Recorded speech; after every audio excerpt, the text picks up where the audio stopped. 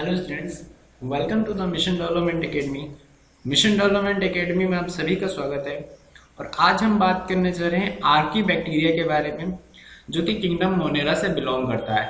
या फिर मैं ये कहूँ कि जो किंगडम मोनेरा को ही ये दो पार्ट में आर्की और यू बैक्टीरिया में डिवाइड किया गया है, जिसमें से हम पहला पार्ट आर्की बैक्टीरिया के बारे में पढ़ने वाले हैं। बात करते हैं आर्की बैक्टीरिया के बारे में। तो आर्की बैक्टीरिया कौन होते हैं? फर्स्ट ऑफ ऑल, अगर कोई पूछे कि यू बैक्टीरिया और आर्की बैक्टीरिया, दो तरह के बैक्टीरिया होते हैं मोनियरा में। तो जो आर्की बैक्टीरिया होता है, आर्की बैक्टीरिया को किस तरीके से डिफाइन किया गया है कि आर्की बैक्टीरिया क्या है? अगर कोई नॉर्मली पूछे तो हम कह देते हैं कि आर्की बैक्टीरिया ऐसे बैक्टीरिया जो एंशियंट टाइम के बैक्टीरिया होते हैं। ठीक है, तो फर्स्ट जो हम टर्म यूज करते हैं वो है एंशियंट।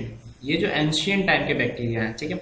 हम डेफिनेशन की बात करें आर्की बैक्टीरिया की, तो group of those primary bacteria in which cell wall is formed by the polysaccharide protein and cell membrane is formed by branched chain lipid is called archibacteria. Archibacteria क्या है? आपको पता है आर्की बैक्टीरिया जो Monera है, Monera को दो part में डिवाइड किया गया है, आर्की और यूकायरा। आर्की और यूकैरिया को किसके बेसिस पे डिफाइन किया गया? पॉलीसैकेराइड मेम्ब्रेन के ऊपर से। जो आर्की में क्या होता है, जो मेम्ब्रेन होती है किसकी बनी होती है? पॉलीसैकेराइड की बनी होती है।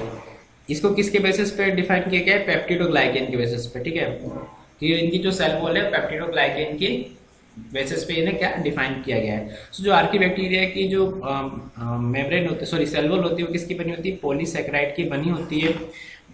और जो यूकैरिया बैक्टीरिया होते हैं उनकी जो मेम्ब्रेन होती है पेप्टिडोग्लाइकेन की बनी होती है। तो ये जो आर्की बैक्टीरिया, इसकी जो मेम्ब्रेन है, सेल वॉल है, सॉरी मेम्ब्रेन सेल वॉल किसकी बनी है?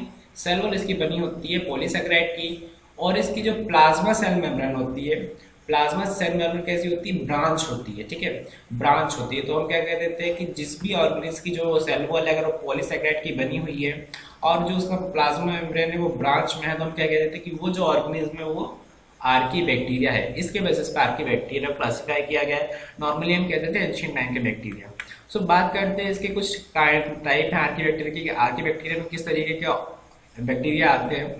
बात करते हैं on the basis of extreme environment. Extreme environment मतलब जैसा आप सोच सकते हैं, ठीक है। एक्सट्रीम इन्वायरमेंट का मैं आपको क्या बताऊं, जैसा आप सोच सकते हैं कि किस तरह के इन्वायरमेंट उसकी बात कर रहे हैं। जैसे on the basis of extreme environment habitual archaebacteria can be divided to 3 group. ठीक है, इनके एक्सट्रीम इन्वायरमेंट के बेसिस पे, एक्सट्रीम इन्वायरमेंट मतलब जहाँ ये रहते हैं उसके बेसिस पे इन्हें 3 पार्ट में डिवाइड किया गया है, 3 ग्रुप्स में डिवाइड किया है। Halophiles archaebacteria, methanogens archaebacteria, thermoacidophile archaebacteria. एक एक करके हम तीनों बैक्टीरिया के बारे में पढ़ने वाले हैं। अगर आपसे पूछ ले कि किस बेसिस पर आर्की बैक्टीरिया को क्लासिफाई किया, तो उनकी एक्सट्रीम इन्वायरमेंट है, उनकी हैबिचुअल के ऊपर पे, हैबिटेट के ऊपर से। बात करते हैं हेलोफाइलस आर्की बैक्टीरिया की। ये क्या होते हैं? जो ये जो ग्रुप होता है इसमें किस तरीके के ऑर्गेनिज्म होते हैं? एनारोब्स होते हैं। अब ये एनारोब क्या होता है? एनारोब का मीन्स होता है ऐसे ऑर्गेनिज्म जो कि क्या करते हैं? रेस्पिरेशन करते हैं विदाउट प्रेजेंस ऑफ ऑक्सीजन, यानी कि इन्हें ऑक्सीजन की जरूरत नहीं होती रेस्पिरेशन के लिए। तो उस ऑर्गेनिज्म हम क्या कह देते हैं? एनारोब। ठीक है। अब some lives in extremely salt solution. ठीक है, इसे हम ब्राइन सॉल्यूशन भी कह देते हैं। आर्की बैक्टीरिया क्या होते हैं?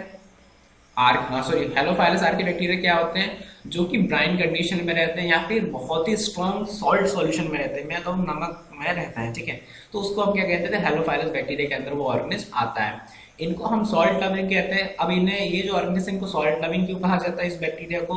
क्योंकि ये जो है एक्सट्रीमली सॉल्ट सॉल्यूशन में पाया जाता है, स्ट्रॉन्ग सॉल्ट सॉल्यूशन, मतलब जहाँ सॉल्टी एरिया होगा, ब्राइन एरिया होगा, वहां पे ये मिलेंगे। ये क्या करते हैं? In strong light they develop a pigment membrane purple that can use light energy to run their metabolic machinery by producing ATP.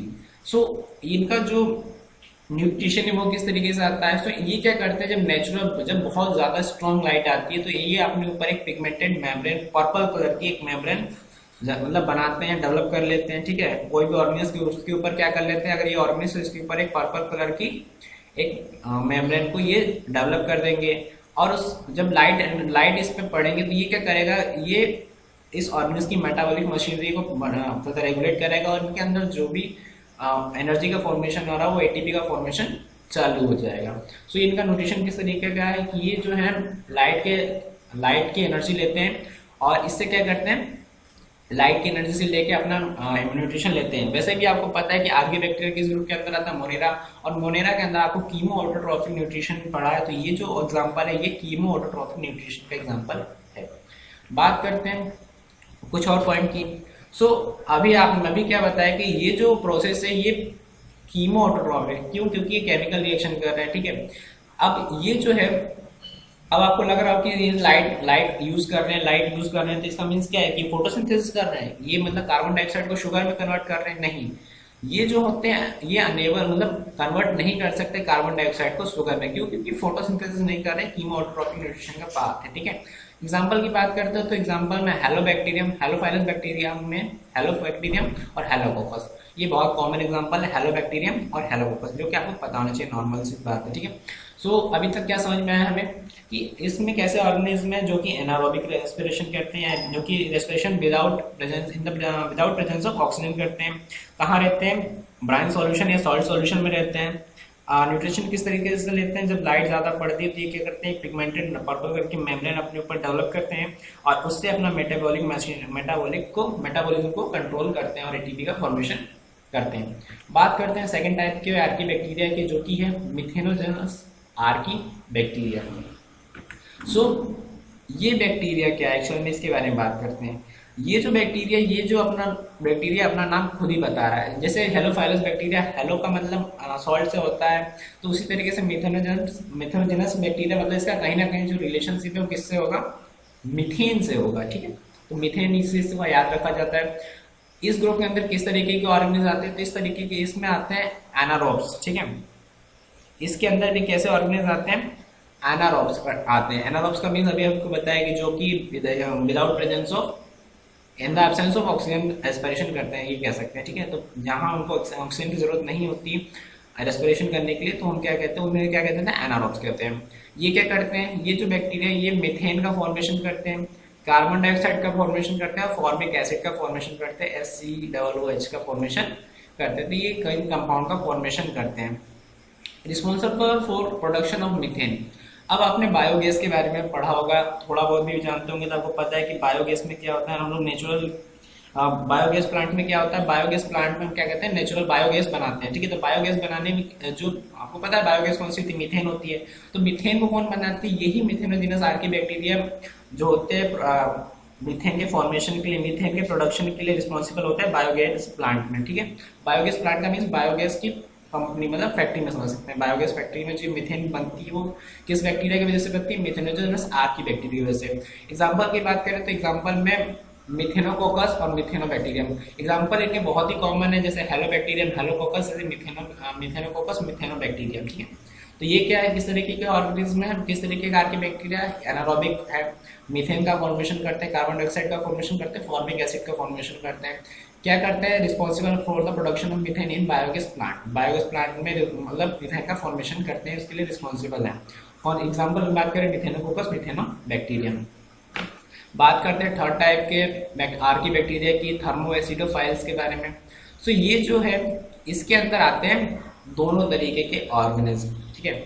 दोनों तरीके के ऑर्गेनिज्म आते हैं, जैसे कंटेन एरोब्स एंड एनारोब्स। तो एनारोब्स का भी आपको अभी तक आपको पता चल गया कि जो अपना respiration in the absence of oxygen करते हैं, मतलब ऑक्सीजन के एब्सेंट होने पे जब रेस्पिरेशन करते हैं उसे हम एनारोब कहते हैं। लेकिन इसके अंदर ऐसे भी ऑर्गेनिज्म आते हैं जो कि ऑक्सीजन के प्रेजेंस में भी रेस्पिरेशन करते हैं, ठीक है। और ये they found in the hot summer spring. अब हॉट सल्फर स्प्रिंग समझनी है। हॉट सल्फर स्प्रिंग क्या है? हॉट सल्फर स्प्रिंग एक प्लेस का नाम है, ठीक है, जो कि शायद यूएस में है। तो ये वहां मिलते हैं। This act as high temperature. ये जो है आपको पता चल रहा है थर्मो एसिडिफाइड। थर्मो का मतलब समझ सकते हैं हीट से, एसिड का मतलब समझ सकते हैं कि एसिड का मतलब एसिडिक मीडियम से। सो ये जो है हाई टेम्परेचर पे एक्ट करते हैं। हाई, अब एसिडिक है तो मतलब हाई टेम्परेचर पे एक्ट करेंगे। अब आपको पता है कि इसमें दो कंडीशन है, एनारोबिक भी है, एनारोबिक भी है और एरोबिक भी है। तो एरोबिक कंडीशन में ये क्या करते हैं? सो ये एरोबिक कंडीशन में क्या करते हैं, सल्फर को ऑक्सीडाइज कर देते हैं सल्फ्यूरिक एसिड में। तो सल्फर को ऑक्सीडाइज कर देते हैं सल्फ्यूरिक एसिड में। सो ये इनका न्यूट्रिशन लेने का तरीका हो गया। अगर एनारोबिक कंडीशन आ गई तो क्या करते हैं, सो ये क्या करते हैं, ये सल्फर को रिड्यूस कर देते हैं हाइड्रोजन सल्फाइड में। सो इनका काम क्या है, एरोबिक कंडीशन में अलग डिफरेंट एक्ट करते हैं और एनारोबिक कंडीशन में अलग तरीके से एक्ट करते हैं। एरोबिक कंडीशन में क्या करते हैं, सल्फर को सल्फ्यूरिक एसिड में चेंज कर देते हैं, और एनारोबिक कंडीशन में क्या करते हैं, सल्फर को हाइड्रोजन सल्फाइड में चेंज कर देते हैं। ठीक है, और एग्जाम्पल की बात करें तो थर्मोप्लाज्मा और थर्मोप्रोटियस। ठीक है, तो ये कुछ एग्जाम्पल थे थर्मो एसिडोफाइल आर्की बैक्टीरिया के। कौन कौन से, थर्मोप्लाज्मा और थर्मोप्रोटियस। सो थर्मो एसिडोफाइल्स बैक्टीरिया क्या होते हैं, ये होते हैं एसिड लविंग, यानी कि जैसे जो हेलोफाइलस बैक्टीरिया था वो सॉल्ट लविंग था, तो ये जो बैक्टीरिया एसिड लविंग है। और हम कह सकते हैं जो मिथेनोजेनस बैक्टीरिया वो मिथेन लविंग है। ठीक है, तो इस तरीके से इनको कह सकते हैं। ये जो है एक्सट्रीम कंडीशन में सर्वाइव करते हैं। एक्सट्रीम कंडीशन का मीन्स क्या है कि नॉर्मल कंडीशन में नहीं मिलता है। एक्सट्रीम कंडीशन का मीन्स कि मान लीजिए 100 डिग्री से ऊपर अगर टेम्परेचर है तो वो एक्ट करेंगे, या फिर 0 डिग्री से कम टेम्परेचर है तो एक्ट करते हैं। तो ये जो है एक्सट्रीम कंडीशन में एक्ट करते हैं, इसलिए हम इसमें क्या कह देते हैं, एक्सट्रीम एनवायरनमेंट में रहते हैं। अब इन जो बैक्टीरिया इनका कुछ यूजेस भी है। यूजेस की बात कर लेते हैं। यूजेस क्या है कि ये क्या करते हैं, हेल्प इन डाइजेशन, लेकिन किसके डाइजेशन में हेल्प करते हैं, रूमिनेंट एनिमल। अब रूमिनेंट एनिमल में एग्जांपल बताऊं तो रूमिनेंट एनिमल एग्जांपल में काउ। ठीक है, काउ एक रूमिनेंट एनिमल है। सो ये उसके क्या बोलते हैं, डाइजेशन में हेल्प करते हैं, क्योंकि जो गाय होती है वो खाना किस तरीके से खाती है, वो जो है ग्रास को फर्मेंट करती है, मतलब फर्मेंट करती है और फिर अपने मतलब पेट में लेके जाती है। ठीक है, स्टमच में लेके जाती है, देन उसे वापस माउथ में लाके डाइजेस्ट करती है। तो फिर ये क्या करती है, इसमें ये जो बैक्टीरिया होते हैं थर्मो एसिडोफाइल हेल्प करते हैं उनके डाइजेशन में। सो आर्की बैक्टीरिया क्या हो गया, आर्की बैक्टीरिया ऐसे बैक्टीरिया जो कि एक्सट्रीम इन्वायरमेंट में पाए जाते हैं। मेनली 3 टाइप होते हैं, हेलोफाइलस, मिथेनोजेनस, थर्मो एसिडोफाइल्स। क्या करते हैं, हेल्प करते हैं डाइजेशन में। रूमिनेंट ऑर्गेनिज्म की कहाँ पाए जाते हैं, extreme environment above 100 degree Celsius से और below 0 degree Celsius. Acid loving होते हैं, सॉल्ट लविंग होते हैं। क्या प्रोड्यूस करते हैं, मिथेन गैस प्रोड्यूस करते हैं। ठीक है, बायोगैस प्लांट में यूज किए जाते हैं मिथेन के प्रोडक्शन के लिए।